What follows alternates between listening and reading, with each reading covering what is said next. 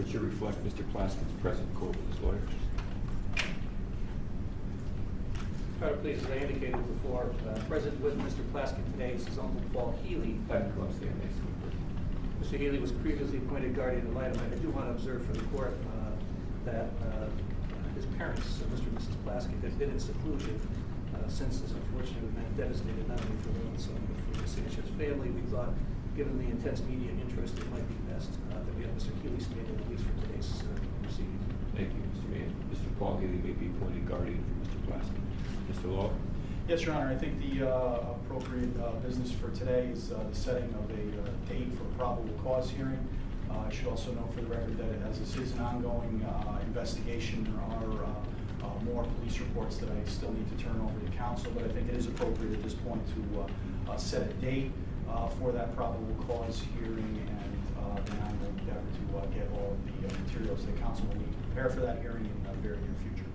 As all of you know, the hearing must occur within 60 days of the presentment, and we discussed earlier in chambers today setting the hearing and probable cause for, I think we said June the 4th, was that correct? That's correct, June 4th, yes, sir. All right. So we're going to set the probable cause hearing for 10 a.m. on, I think that's a Wednesday? That's a Wednesday, yes.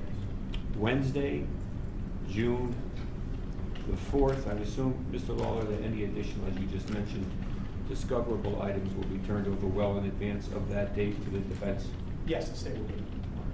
Anything else, Mr. Lawler? Nothing from the state, Your Honor.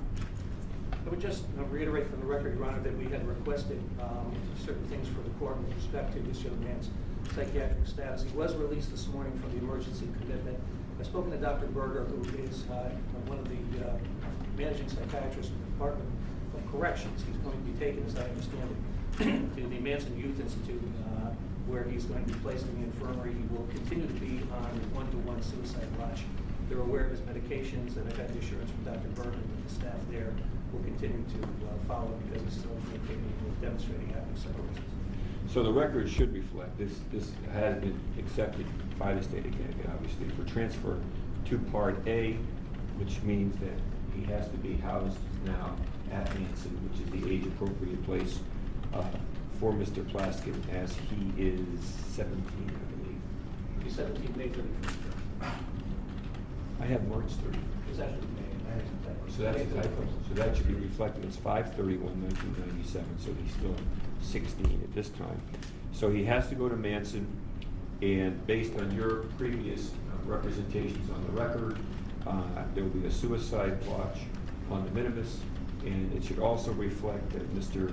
Plaskon get any prescribed medications and treatment necessary. Anything else for that, Mr. That's all I read. Anything else, Mr. Lowe? Nothing from the state, Your Honor. Very well. Probable cause, June 4th. Thank you. Thank you, Your Honor.